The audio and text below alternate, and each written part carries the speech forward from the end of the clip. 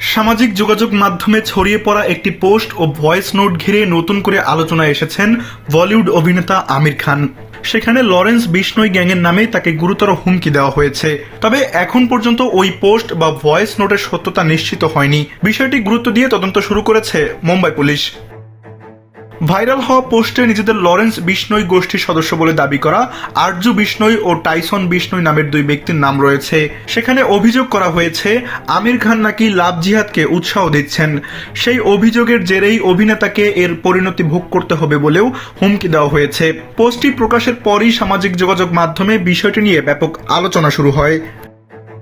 এদিকে মুম্বাই পুলিশের কমিশনার দেবেন ভারতী জানিয়েছেন, ভাইরাল হওয়া পোস্ট ও ভয়েস নোটের সত্যতা যাচাই করা হচ্ছে। এখন পর্যন্ত আমির খান বা তার টিমের পক্ষ থেকে কোনো আনুষ্ঠানিক অভিযোগ দায়ের করা হয়নি। তারপরও সম্ভাব্য নিরাপত্তার ঝুঁকির বিষয়টি বিবেচনায় নিয়ে পুলিশ তদন্ত শুরু করেছে।